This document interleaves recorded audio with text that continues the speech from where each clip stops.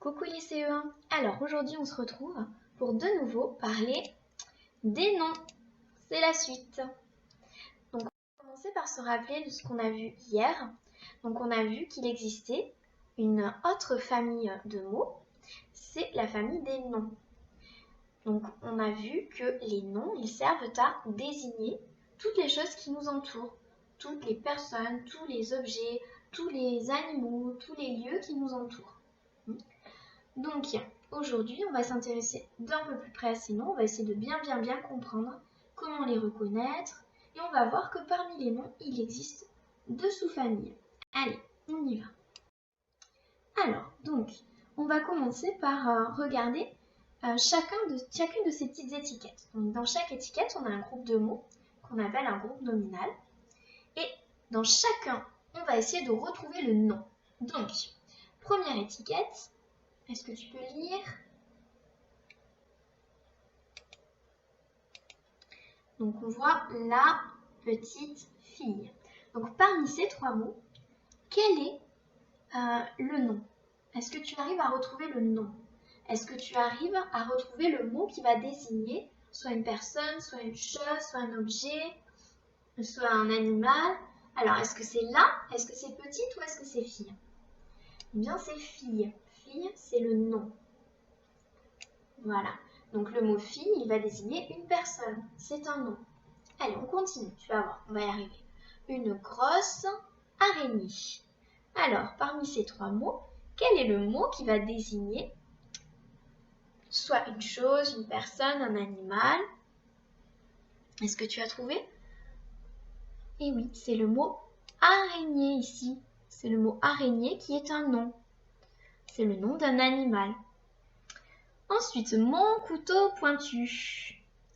Alors, quel est le nom? Est-ce que c'est mon? Est-ce que c'est couteau ou est-ce que c'est pointu qui va désigner une personne, un objet, un animal? Eh oui, c'est couteau qu'il faut entourer. C'est couteau, le nom qui désigne un objet. Alors, pour Paris, bon, c'est facile. Hein. Il n'y a qu'un mot, donc je sais que c'est un nom qui désigne une ville, la capitale de la France. Fantine, c'est pareil. Là, c'est un prénom qui va désigner une personne. On continue. Un lion féroce. Alors, parmi ces trois mots, lequel est un nom? Est-ce que c'est un? Est-ce que c'est lion? Ou est-ce que c'est féroce? Lequel de ces mots désigne une personne, un objet, un animal, à ton avis? Oui, c'est lion qu'il faut entourer. Lion est un nom qui désigne un animal. Un grand jardin. Alors, à ton avis, lequel est le nom? Est-ce que c'est un? Est-ce que c'est grand? Ou est-ce que c'est jardin qui désigne un objet, un lieu, une personne, un animal?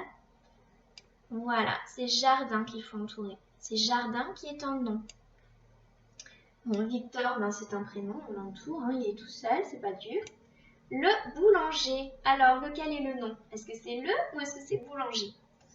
Et oui, c'est boulanger qui va désigner une personne. Une personne qui fabrique du pain. Voilà. Ta fourchette. Alors, qu'est-ce que j'entoure ici? Lequel est le nom? Est-ce que c'est ta ou est-ce que c'est fourchette? C'est fourchette, hein, l'objet. Hein. Bien sûr, c'est fourchette le nom. Très bien. Mon chat. Ici, je vais entourer. Et oui, chat. Puisque c'est lui qui désigne un animal, c'est lui le nom. Ma sœur. Moi, j'entoure sœur, qui désigne une personne. Et enfin, le garçon, j'entoure garçon.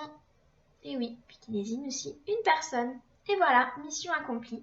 Dans toutes ces étiquettes, j'ai retrouvé tous les noms. Alors, on continue. Hop. Donc, dans la première colonne, je vais mettre tous les noms. Et dans la deuxième colonne, je vais mettre tous les mots qui ne sont pas des noms. Attention, hop. Donc ici, j'ai mis tous les noms que j'avais dans mes étiquettes. Et à côté, je vais mettre les mots qui ne sont pas des noms. Alors, les mots qui ne sont pas des noms et qui étaient sous les étiquettes, ils appartiennent à deux autres familles de mots. Le, la, les, un, une, des, tous ces petits mots-là appartiennent à la famille des déterminants. Les déterminants, ce sont des mots qui vont accompagner le nom. Et ils vont se mettre devant les noms pour les accompagner. On en reparlera un petit peu plus tard. Et parmi ces mots qui ne sont pas des noms, on avait aussi la famille des adjectifs avec petite, pointue, grosse, féroce, grand. Tous ces mots, ce sont des adjectifs. Les adjectifs, ce sont des mots qui ne sont pas indispensables dans la phrase. Je peux les enlever, je peux les rajouter. Je peux en rajouter 1, 2, 3, 4. Ces mots, les adjectifs, ils vont servir à qualifier les noms, c'est-à-dire à donner plus d'informations. Par exemple, si j'ai un chat, un chat, c'est très vague. Mais si je rajoute des adjectifs, je vais préciser comment est mon chat. Par exemple, un chat gris ou un petit chat gris. Petit et gris, ce sont des adjectifs qui viennent compléter le nom, qui viennent m'apporter des informations supplémentaires. Mais on en reparlera un petit peu plus tard de ces déterminants et de ces adjectifs. Pour l'instant, nous, on va s'intéresser aux noms, et seulement les noms. Voilà. Donc ici, j'ai tous les noms que nous avons entourés et retrouvés dans les étiquettes.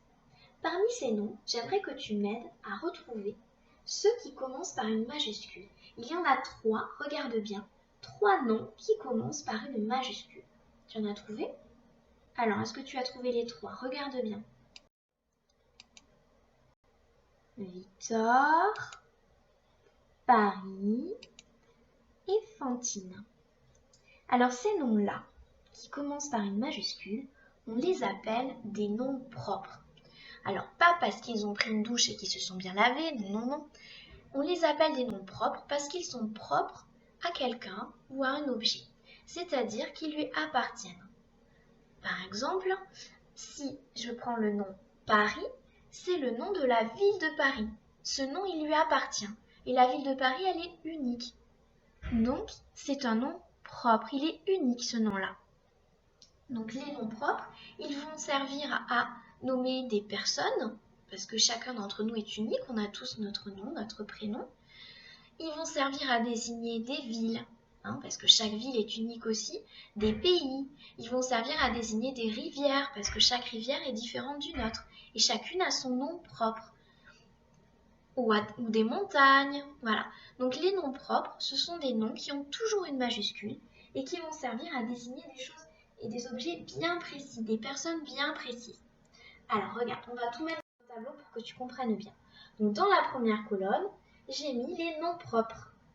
Donc on a Paris, Victor, Fantine, mais je peux en rajouter d'autres que tu connais bien.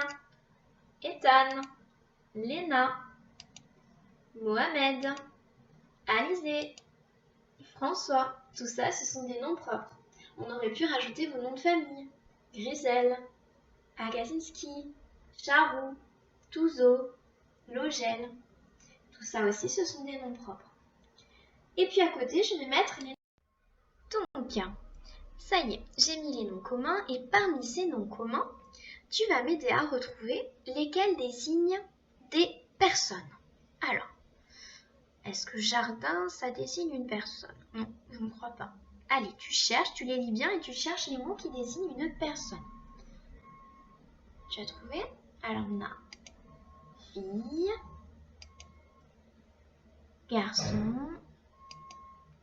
sœur et boulanger. Tout ça, ce sont des noms communs qui désignent des personnes. Bravo. Ensuite, tu vas chercher les noms qui désignent des objets. Chat, c'est pas un objet, on est bien d'accord. Alors, cherche les mots qui désignent des objets. Tu les as trouvés? Alors, on a couteau et fourchette. Maintenant, tu vas me trouver le nom qui désigne un lieu, un endroit où on peut aller. Alors, c'est jardin, bravo. Et les 3 derniers noms, ils désignent des animaux. Chat, lion, araignée. Super. Alors maintenant, tu vas pouvoir regarder une vidéo des fondamentaux qui va résumer un petit peu tout ce dont on a parlé sur les noms propres et les noms communs. Et surtout, n'arrête pas la vidéo puisque juste après, on se retrouve pour faire un petit exercice ensemble. Allez.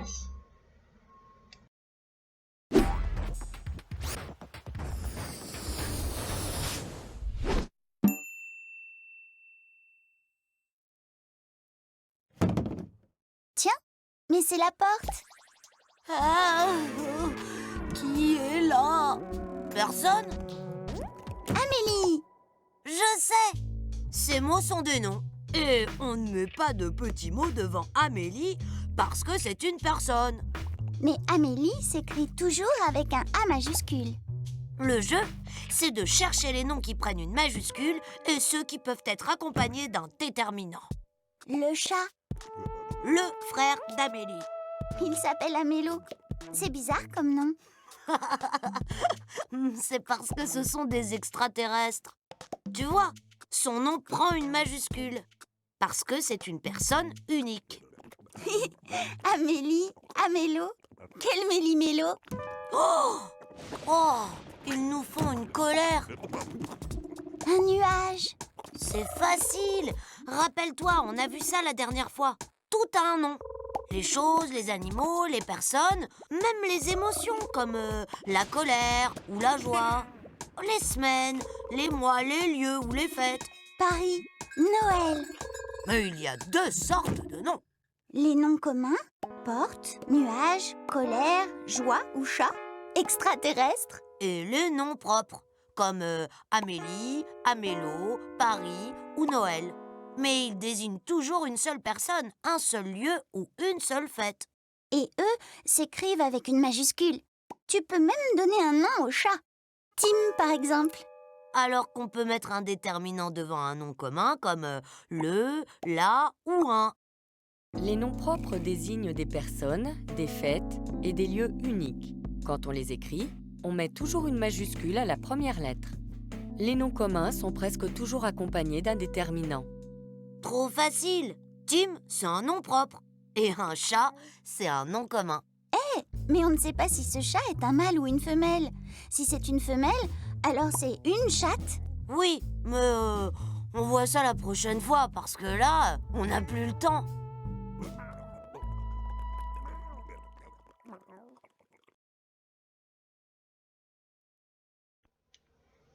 Alors, j'espère que tu as bien écouté la vidéo et que tu as bien tout compris. Alors maintenant, on va faire un petit exercice ensemble. Je vais te proposer de lire cette phrase. Allez, tu la lis, tu prends le temps de bien comprendre.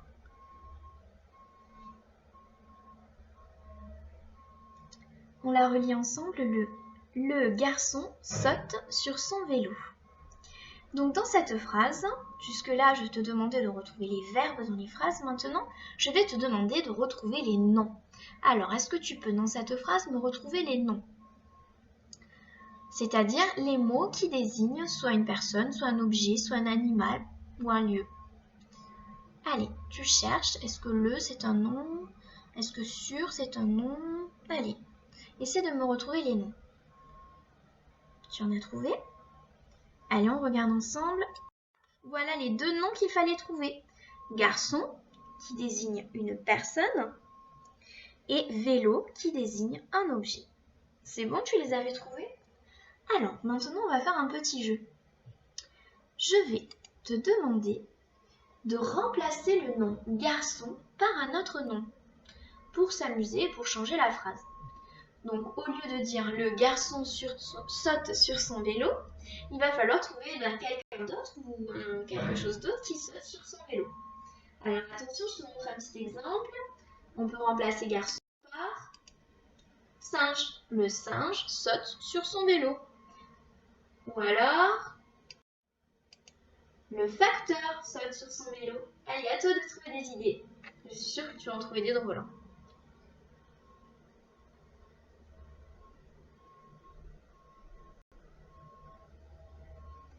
C'est bon? Alors, maintenant, on va faire le même exercice mais avec vélo. Allez, on enlève le mot vélo et on essaie de le remplacer par un autre nom. Le garçon saute sur son lit, par exemple. Ou le garçon saute sur son sœur. Ah non, là, ça va pas. Il faut que je modifie aussi le petit déterminant qui est juste devant. Le garçon saute sur sa sœur. Pour l'embêter, parce que c'est bien connu que les petits frères embêtent toujours les grandes sœurs. Ok. Donc, à toi de trouver sur quoi le garçon va sauter. Alors, le garçon saute sur la table. Le garçon saute, oui, sur son canapé. Voilà, vous voyez qu'avec les noms, on peut s'amuser. Alors, pour finir, on va faire un petit point, on va lire la leçon ensemble. On va essayer de reprendre tout ce dont on a parlé aujourd'hui. Alors, le nom.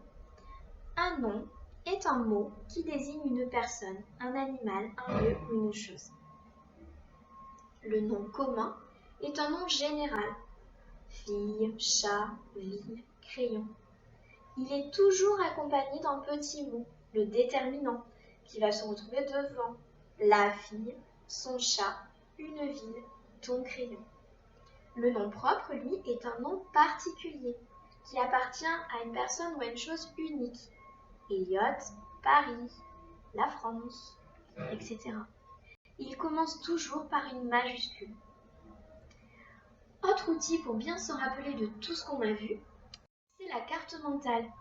Donc ici, on voit bien que la grande famille des noms se partage en deux familles différentes, le nom commun et le nom propre. Les noms communs qui vont désigner des personnes, des choses, des animaux de façon générale, et le nom propre qui va désigner une personne, une ville, un pays ou même un lieu, mais de façon beaucoup plus précise, un lieu ou une personne unique au monde. Voilà, j'espère que tu as bien compris et on se retrouve dans la prochaine leçon pour bien se rappeler de tout ce qu'on aura appris sur le nom et pour faire des petits exercices d'application. Allez, merci de m'avoir écouté et à très vite!